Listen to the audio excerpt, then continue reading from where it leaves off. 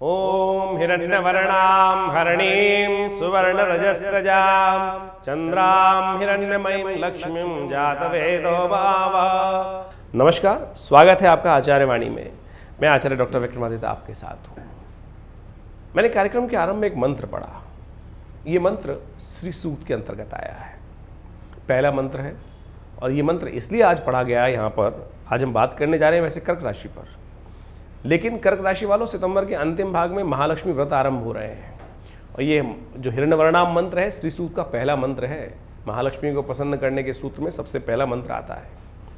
कर्क राशि वालों, आपको समझ लेना चाहिए कि आपकी किस्मत में आने वाले 10 दिनों में क्या कुछ होने के योग दिखाई देते हैं, कैसे कैसे सितंबर का अंतिम भाग आपके लिए कैसा रहेगा। ग्रह योग के अनुसार से विशेष तौर पर सितंबर के अंतिम भाग में कई ग्रहों के परिवर्तन के योग बन रहे हैं, कई महत्वपूर्ण उत्सव आ रहे हैं। महालक्ष्मी के व्रत आरंभ हो रहे हैं और इन व्रतों में कौन सा उपाय कर लिया जाए। व्रत व्रत व्रत व्रत व्रत तो आपने बहुत सुन लिया है, करते भी हैं आप। क्या केवल भूख हड़ताल से भगवान प्रसन्न हो जाएंगे? ये बात सूत्र समझने का प्रयास कीजिएगा। आपका बच्चा यदि खाना पीना छोड़कर कोई एक जिद लगा के बैठ जाए कि नहीं मुझे तो ये चाहिए चाहिए, मुझे तो ये चाहिए चाहिए, और फिर आप बाध्य हो जाएंगे, लेकिन मन से कष्ट होगा, करे भूखा मर रहा है, कष्ट ले रहा है, प्रसन्न नहीं होंगे आप। जिद पूरी करने के लिए बहुत सारे कार्य कर सकते हैं। तो आप व्रत का मतलब ये ना समझें कि केवल भूख हड़ताल है। व्रत का मतलब कुछ और है। व्रत का वास्तविक अर्थ उपवास है। तो इन महालक्ष्मी के व्रत जो इन सितंबर के अंतिम भाग में आरंभ होने वाले हैं, कैसे उस व्रत को करना है, ये भी हम आपको इस कार्यक्रम में बताने वाले हैं। देखिए, आपकी राशि के अनुसार से एक बात और समझ लीजिए।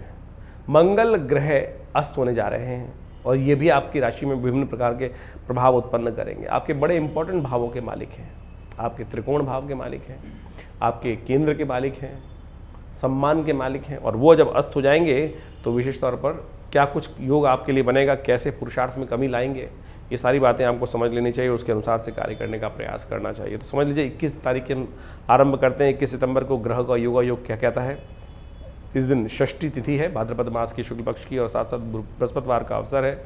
और ग्रहों का योग विशेष तौर पर बड़ा शुद्ध योग बना रहा है, सर्वार्थ सिद्ध योग बन रहा है, जो रहेगा सुबह से लेकर करीब करीब 3:34 तक। यह योग विशेष तौर पर कोई नया कार्य आरंभ करना है तो उसके लिए बहुत सुंदर है। उसका लाभ आप ले सकते हैं। कार्य को आरंभ कर सुंदर गति से आगे बढ़ सकते हैं। ग्रहों का योग ये दिखा रहा है।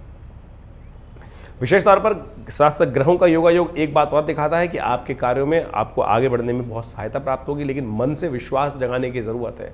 कहीं ना कहीं विश्वास थोड़ा सा आपको धोखा देने के योग बना सकता है। तो अपने आप को आश्वस्त रखते हुए कार्य करें कि समय आपका जो है वो विशेष तौर पर सही रहेगा। आपको अपने विश्वास को जगाने का प्रयास करना है, लेकिन अपनी बुद्धि के अनुसार से एक बात समझिएगा, कहीं बुद्धि आपको इस जगह न फंसा दे कि बेकार के खर्चे आपके जिम्मेदार दें। तो जो योजना बना रहे हैं, जो कार्य कर रहे हैं, किसी उपयुक्त व्यक्ति से सलाह लेकर काम करना आपके लिए बड़ा सुंदर रहेगा। तो इस बात का ध्यान रखें। इस दिन सूर्य षष्ठी है। भगवान सूर्य का सुबह सुबह दर्शन कर उनके निमित्त उनको अर्घ्य दें। कल्याण के योग बनेंगे, कष्ट हरेंगे भगवान सूर्य आपके। 22 तारीख के ग्रह योग दिखाते हैं कि इस दिन सप्तमी तिथि है, भाद्रपद मास के शुक्ल पक्ष की शुक्रवार है। और साथ साथ भद्रा विद्यमान रहेगी दोपहर को। दोपहर के बाद करीब करीब 1:54 से भद्रा आरंभ हो जाएगी। तो उसके बाद कम से कम नए कार्यों को करने से आपको बचना चाहिए। इस दिन ग्रहों का योग आपके लिए जो दिखा रहा है, सुबह का समय तो आपके लिए अनुकूल दिखाई देता है। दोपहर तक का समय आपके लिए अनुकूल है। दोपहर के बाद थोड़ा सा जो लेवल है थोड़ा गिर सकता है, परेशान कर सकता है। स्वास्थ्य के मामले में ध्यान रखिएगा। बहुत चीज़ों को ध्यान रखते हुए कार्य करने की ज़रूरत है। मौसम बदल रहा है, बुखार इत्यादि, जुकाम इत्यादि बहुत सारे इन्फेक्शन वाले रोग परेशान कर सकते हैं। उनसे सावधान रहते हुए कार्य करना चाहिए आपको। इस दिन से महालक्ष्मी व्रत आरंभ हो रहे हैं। भाद्रपद की अष्टमी के दिन से महालक्ष्मी व्रत आरंभ होते हैं, लेकिन अष्टमी चंद्रव्यापनी होनी चाहिए। तो आज सप्तमी जो है शाम के समय समाप्त होकर अष्टमी का आरंभ हो जाएगा। तो विशेष तौर पर चंद्रव्यापनी रहेगी अष्टमी, कल चंद्रव्यापनी नहीं रहेगी। तो इसलिए महालक्ष्मी का व्रत आरंभ करने के शुभ योग बन रहा है। ये महालक्ष्मी के व्रत चमत्कारी हैं। भारतीय संस्कृति चमत्कार से परिपूर्ण है। मंत्र विज्ञान हमारी अध्यात्म शक्ति का एक ऐसा है कि समस्त प्रकार के देवता मंत्र के अधीन रहते हैं। और इन मंत्रों का यदि सिद्ध कर जप कर लिया जाए, विधि सही प्रकार से कर ली जाए, तो भाग्य को जगाने के सुंदर मार्ग प्रशस्त हो सकते हैं। तो इस बात को हमें समझना चाहिए। महालक्ष्मी व्रत के बारे में बहुत सारी विचित्र विडंबनाएं हैं। लोग केवल जो विशेष तौर पर परिपाटी के अनुसार से कुछ कथाएं चलती हैं, उसके अनुसार से ही कार्य कर लेते हैं, केवल व्रत रख लिया और एक आध बार पूजन छोटे रूप से कर लिया, लेकिन मूल बात भूल जाते हैं। मूल क्या है? महालक्ष्मी का व्रत करते हुए महालक्ष्मी के जो विशेष तौर पे मंत्र हैं उनका स्तवन। क्योंकि आज समय ऐसा है कि संस्कृत लोगों को ज्ञान नहीं होती है, तो छोटे छोटे मंत्र आजकल बहुत सारे टीवी चैनल पे लोग बता देते हैं और कहते हैं ओम ह्रीं महालक्ष्मी नमः, इस मंत्र को जप कर लो। या मंत्र भी गलाएंगे तो उच्चारण ठीक नहीं बताएंगे। ह्रीं महालक्ष्मी, महालक्ष्मी का बीज है, बिल्कुल शक्ति संपन्न बीज है, आप उसका उपयोग कर सकते हैं, उसका भी लाभ मिलेगा। लेकिन हम आपको बताने जा रहे हैं वो चमत्कारी मंत्र जिसके द्वारा भगवान भृगु ने महालक्ष्मी को बाध्य कर दिया था कि आप महालक्ष्मी मेरे यहाँ आपको आना पड़ेगा, समृद्धि आपको देनी पड़ेगी। कहा जाता है कि भगवान विष्णु के उनके विशेष छाती पर, वक्षस्थल पर भृगु ने आघात किया था, तो उस दिन से महालक्ष्मी उनसे रुष्ट हो गई थी। जब रुष्ट हो गई थी तो उनको शाप दिया कि आज के बाद हम आपके यहाँ आएंगे नहीं। तब भगवान विशेष तौर पर को प्रसन्न करने के लिए महर्षि भृगु ने 16 मंत्रों का सृजन किया, जिनको श्री सूक्त के रूप में जाना जाता है। और वो मंत्र ऐसे चमत्कारी हैं कि जो इन 16 दिनों तक उनका जप करते हैं, यज्ञ करते हैं, महालक्ष्मी विशेष तौर पर उनकी कृपा करने के लिए बाध्य हो जाती है। और ये अकाट्य प्रयोग है, जिन्होंने भी किया उसको सही रूप से कर लाभ ले सकते हैं। हमने व्यवस्था बनाई है अपने विवेकानंद योगाश्रम में उन पूरे अनुष्ठानों को प्राप्त करके सुंदर तरीके से, सुंदर विधि के अनुसार से कर उस चमत्कार को उपस्थित करने की। तो आप भी उसका सानिध्य ले सकते हैं और सिद्ध महालक्ष्मी यंत्र प्राप्त कर सकते हैं। उसके लिए पूरी विधि है। वो मंत्र है श्री सूक्त के मंत्र, महालक्ष्मी सूक्त के मंत्र, जिनको कहा जाता है ओम हिरण्यवर्णाम हरणिम सुवर्ण रजस्रजाम चंद्राम हिरण्यमयीम लक्ष्मीम जातवै रोमा। ये मंत्र इस प्रकार से हैं, 16 मंत्र हैं। और अंतिम मंत्र है या शुचि प्रयुत भूत्वा जो ही आदाज्य बनवम सूक्तम पंचदशर्चंच श्री कामोह सततम जपेत। तो ये 16 मंत्र हैं, चमत्कारी हैं और अद्भुत रूप से कृपा करने वाले हैं। तो इनका सानिध्य लीजिए और महालक्ष्मी का व्रत कीजिए। केवल कपोल कल्पित कल्पनाओं कहानियाँ मत सुनिए, तो इसके अनुसार से कार्य करेंगे तो बहुत सुंदर होगा। 23 तारीख की ग्रह गणना दिखाती है कि उस दिन अष्टमी तिथि है और शनिवार का अवसर है। ग्रहों का योगायोग थोड़ा भारी है, स्वास्थ्य का ध्यान रखते हुए कार्य करने की ज़रूरत है और बेकार के खर्चे थोड़ा अपने कॉम्पिटिटर्स से सावधान रहते हुए कार्य कीजिएगा, ये बहुत ज़रूरी है। राधा अष्टमी इस दिन है, तो माँ भगवती राधा जी का ध्यान करते हुए कार्य करें। और महालक्ष्मी का विशेष तौर पर राधा अष्टमी उनकी जन्म दिवस है। बरसाने में बहुत बड़ा उत्सव रहता है। भगवान कृष्ण की पूजा करने से समस्त प्रकार के कष्टों को दूर होते हैं। कोकिला वन में भगवान शनि का भी स्थान है। कहा जाता है कि कोकिला वन में जाकर इस दिन विशेष तौर पर भगवान शनि का जो स्तवन करते हैं, उनके समस्त प्रकार के कष्ट भी दूर होने के योग बन जाते हैं। ग्रह योग दिखा रहे हैं, तो आप खास तौर पर किसी पीपल के पेड़ के पास जाकर एक प्रज्वलित कर दीजिए तिल का दिया, तो उससे कल्याण होगा, तो आपके योग कष्ट कटेंगे। 24 तारीख की ग्रह गणना दिखा रही है कि नवमी तिथि रविवार का अवसर है और ग्रहों का योग परिवर्तन की तरफ जा रहा है। मंगल अस्त हो रहे हैं इस दिन और मंगल आपकी राशि के अनुसार से इस वक्त तृतीय भाव में चल रहे हैं, पराक्रम के भाव में चल रहे हैं, सूर्य के साथ चल रहे हैं और आपके विशेष तौर पर बुद्धि के स्वामी हैं और यश के स्वामी हैं, आपकी कार्य सिद्धि के स्वामी है। और इस वक्त जब वो अस्त हो जाएंगे तो कई प्रकार के कष्ट होने के योग बनेंगे। तो ऐसे में गुड़ चने का दान करना आपके लिए बहुत अच्छा रहेगा। ये लगातार आप नित्य प्रति करने का प्रयास कीजिए। हनुमान चालीसा का पाठ करने का प्रयास कीजिए। सर्वार्थ सिद्ध योग विद्यमान रहेगा, जो दोपहर को 1:14 से आरंभ होगा और उसका बाद कोई नया कार्य आरंभ करना है तो उसका लाभ आप ले सकते हैं। 25 तारीख की ग्रह गणना के संबंध में ग्रह योग दिखाते हैं कि इस दिन एकादशी क्षय है, दशमी उदया तिथि है और साथ साथ सोमवार का अवसर है। एकादशी क्षय होने के कारण से जो एकादशी का व्रत है वो इसी दिन किया जाएगा। और ग्रहों का योगायोग परिवर्तन की तरफ योग बना रहा है और ये परिवर्तन आपके लिए अनुकूल रहेगा। आपके लिए आगे बढ़ने के सुंदर सुमार्ग अवसर प्राप्त हो सकते हैं। ग्रह का योगायोग विशेष तौर पर दिखा रहा है कि आपके लिए सुंदर, लेकिन खर्चे थोड़े बढ़ने के योग दिखाई देते हैं। तो जो भी कार्य कर रहे हैं बहुत सोच समझ के करने का प्रयास कीजिएगा। अननेसेसरी खर्चे बेकार के जिम्मे ना पड़े। आपके विचार से विशेष तौर पर कई ऐसे योग बन सकते हैं कि आमदनी अठन्नी, खर्चा रुपया वाली स्थिति बन सकती है। तो इस बात का ध्यान रखते हुए कार्य करना है कि बेकार के काम आपके जिम्मे ना पड़े। बहुत सारी चीज़ पहले आपको दिखाई दे जाएंगी। इंट्यूशन जैसी चीज़ आपको ग्रह दिखा रहा है कि पहले से पूर्वाभास बहुत सारी घटनाओं का होगा और यदि सावधान नहीं रहे तो फिर आप बह जाओगे। तो इस बात का ध्यान रखें। तो जो इंट्यूशन हो रहा है उस पर थोड़ा ध्यान देने का प्रयास कीजिए, उसके अनुकूल कार्य करने का प्रयास कीजिए। ये बहुत सुंदर चीज़ रहेगी, इसको समझ के कार्य करें। ओम नमः शिवाय का जप करें, भगवान शिव का मंत्र जप करें, कल्याण होगा। 26 तारीख की ग्रह गणना विशेष तौर पर दिखा रही है कि उस दिन द्वादशी तिथि है, मंगलवार का अवसर है और साथ साथ उस दिन वामन देव की जयंती है। ग्रहों का योगायोग आपके लिए थोड़ी सी विशेष तौर पर आपके मन में चंचलता उत्पन्न करता दिखाई दे रहा है। मन थोड़ा चंचल हो सकता है और थोड़ा सा घर में अननेसेसरी बातों पर कुछ क्लैश होने के योग दिखाई देते हैं। घर के बड़ों से कुछ बहस होने के योग दिखाई देते हैं, तो आपको अननेसेसरी बहस से बचने का प्रयास करना चाहिए। इस बात का सावधानी के साथ ध्यान रखते हुए कार्य करना चाहिए। आपको बुद्धि के अनुसार से कार्य करेंगे तो बहुत सुंदर रहेगा आपके लिए। कन्या पूजन बड़ा सुंदर उपाय है, इसको करने का प्रयास कीजिए, ये आपके लिए सुंदर होगा। वामन देव की जयंती है तो ब्राह्मणों के निमित्त कुछ दान पुण्य करना, उनका पूजन करना, उनका आशीर्वाद लें। भगवान विष्णु के अवतार वामन देव जी की जयंती रहती है तो उन स्वरूप उपाय करेंगे तो कल्याण होगा। वहीं 27 तारीख की ग्रह गणना बात करें तो उस दिन त्रयोदशी है। प्रदोष व्रत उस दिन किया जाएगा, बुधवार का अवसर है। जो प्रदोष है बहुत खास है, बुध प्रदोष।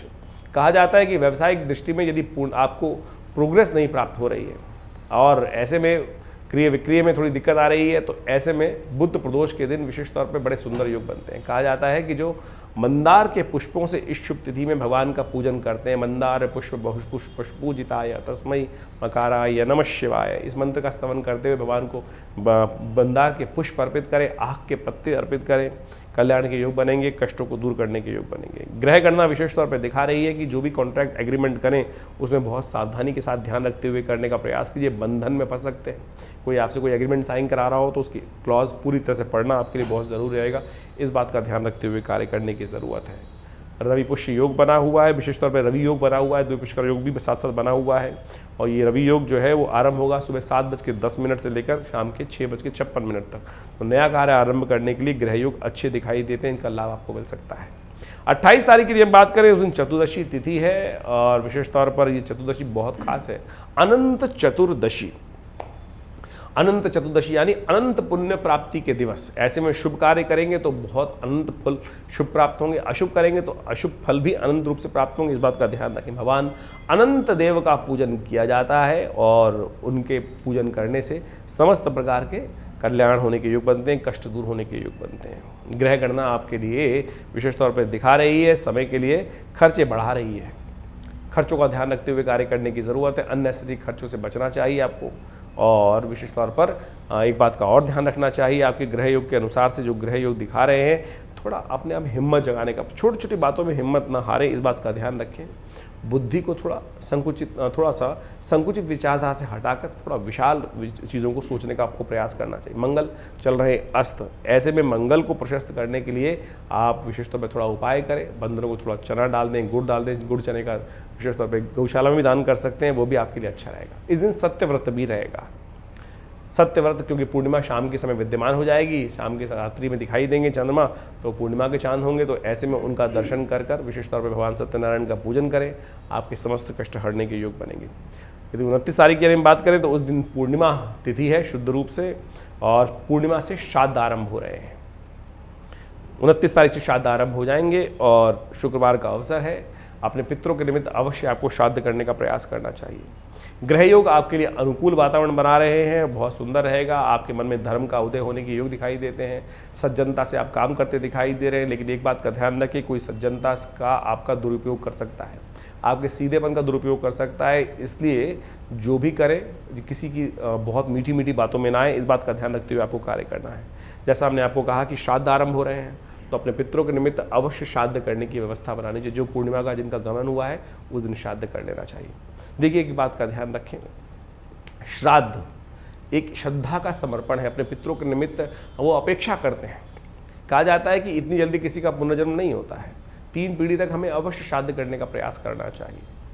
आप जो भी श्राद्ध खाना है घर में बनाएं, श्रद्धा के साथ उनको बुलाएं, उनको बिठाएं और श्राद्ध पितरों के रूप में ही उनको विशेष तौर पर भोजन कराएं।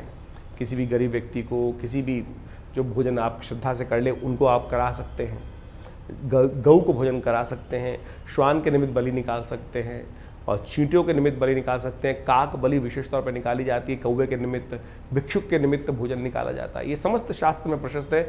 इनको सबको देने का प्रयास शास्त्र में बताया गया है और हमने प्रत्यक्ष रूप से देखा है कि वो आते हैं और ग्रहण करके जाते हैं। तो आपको अवश्य श्रद्धा के साथ इन समस्त कार्यों को करना चाहिए, उनका आशीर्वाद मिलता है। नहीं तो आपने बहुत सारे ऐसे लोग आते हैं कि जिन्होंने बहुत सारे कि जो पितृ ऋण से निवृत्त नहीं हो पाते हैं और पितृ दोष बन जाता है। फिर उनकी कुंडली में पितृ दोष नहीं बनता, पितृ ऋण चढ़ जाता है, इसे ऐसा कहें तो ये अच्छा रहेगा। तो पितृ ऋण से निवृत्ति का मार्ग है श्राद्ध के समय में अपने पितरों के निमित्त तर्पण इत्यादि विशेष तौर पे करने का जो शास्त्र में नियम है, श्रद्धा का समूह करने का नियम है, वो विशेष तौर पे आपको करना चाहिए। तो पूर्णिमा का श्राद्ध रहेगा, इस दिन अवश्य करने का प्रयास करें। 30 तारीख को यदि हम ग्रह गणना की बात करें तो उस दिन ग्रह गणना विशेष तौर पे दिखा रही है, खासतौर पर प्रतिपदा और द्वितीया का श्राद्ध उस दिन रहेगा, क्योंकि मध्याह्न के समय में द्वितीया समाप्त हो जाएगी, प्रतिपदा समाप्त हो जाएगी, द्वितीया आ जाएगी। तो अगले दिन द्वितीया जो है वो सुबह ही समाप्त हो रही है, तो इसलिए प्रतिपदा और द्वितीया का श्राद्ध एक ही दिन किया जाएगा। तो इस बात को ध्यान रखने 30 तारीख को प्रतिपदा और द्वितीया का श्राद्ध रहेगा। शनिवार का अवसर है, ग्रह योग विशेष तौर पर दिखा रहे हैं कि आपके लिए समय अनुकूल है, बुद्धि के अनुसार से कार्य करके बहुत सुंदर तरीके से आगे बढ़ने के अवसर आपको प्राप्त हो सकते हैं। धर्म के अनुसार कार्य करने की आपको आवश्यकता है कि धर्म परायण रहते हुए कार्य करेंगे, धर्म में आपकी आस्था जागती दिखाई दे रही है और शायद ही आप चाहकर भी किसी का अहित नहीं कर सकते, ऐसा सुंदर योग बन रहा है। थोड़ा प्रयास करने की ज़्यादा ज़रूरत है। इस वक्त ग्रहों का योगा योग थोड़ा सा ज़्यादा मेहनत करने की तरफ अग्रसर कर रहा है कि आप यदि 100% रिजल्ट चाहते हैं तो आप यदि काम करेंगे तो 10% रिजल्ट आपको प्राप्त होगा। तो ऐसे में मेहनत कितनी करनी है आप इस बात को समझ लें, तब जाके पूरी तरह से आप अपने कार्यों में सफलता के योग बना सकते हैं। तो कुंभ विशेष तौर पर कर्क राशि वालों को इस बात को समझ लेना चाहिए। देखिए श्राद्ध जो चल रहे हैं इसके लिए हमने विशेष व्यवस्था करी है विवेकानंद योगाश्रम में। जो लोग अपने घर में श्राद्ध नहीं कर पा रहे हैं, वैसे तो अपने घर में श्राद्ध अपने स्वयं के द्वारा करना चाहिए। जो नहीं कर पा रहे हैं उनके लिए हमने विवेकानंद योगाश्रम में गायत्री का महायज्ञ रखा है। आप अपने पितरों के निमित्त गायत्री के यज्ञ करा सकते हैं, तर्पण करा सकते हैं। फ़ोन नंबर सामने स्क्रीन पर चल रहे हैं, उन पर कॉल कर व्यवस्था के समस्त विधि जान सकते हैं। हमारा आश्रम दिल्ली में विवेकानंद योगाश्रम है। दिल्ली में बहुत बड़ा संस्थान है, पिछले करीब 70 सालों से कार्य कर रहा है। 1960 के दशक से ये आश्रम बना हुआ है। हमारे पिता आचार्य श्री केशवदेव जी महाराज के सानिध्य में ये आश्रम स्टैब्लिश हुआ और यहाँ बहुत सारे समाज की सेवा के कार्य किए जाते हैं, बहुत सारे सेवा भाव रखे जाते हैं। बहुत बड़ी गौशाला है आश्रम के अंतर्गत, बहुत भंडारे चलते हैं। रविवार को बहुत विशाल भंडारा होता है, मंगलवार के दिन सुंदरकांड का सुंदर पाठ होता है। नित्यपति हर रोज़ करीब 8 घंटे यज्ञ रहता है आश्रम पर। आप भी हर रविवार को उस यज्ञ में भाग ले सकते हैं। इसके अलावा माँ भगवती की दिव्य प्रतिमा है जो 1947 में मुल्तान से हमारे आश्रम पे पधारी, वो प्रतिष्ठित हैं। बहुत चमत्कारी 400 साल पुरानी प्रतिमा है, भगवती की चमत्कारी प्रतिमा है और उनका दर्शन कर लेने मात्र से समस्त कष्ट दूर होते हैं। और दिल्ली में ये विवेकानंद हॉस्पिटल योगाश्रम 100 बेड का योग प्राकृतिक चिकित्सा का हॉस्पिटल है जो कार्य क्षेत्र में है। भारत सरकार के साथ मिलकर कार्य करते हैं हम लोग और बहुत सारे शोध कार्य करीब 100 पुस्तक के आश्रम की तरफ से प्रकाशित हैं जो भारतीय पराविद्याओं पर है। तो ये बहुत सारे कार्य हैं, हम समय समय पर करते रहते हैं। आप भी विवेकानंद योगाश्रम से जुड़े, समस्त जानकारी के लिए नीचे फ़ोन नंबर दिए हुए हैं, उनसे संपर्क साध सकते हैं। धन्यवाद, नमस्कार।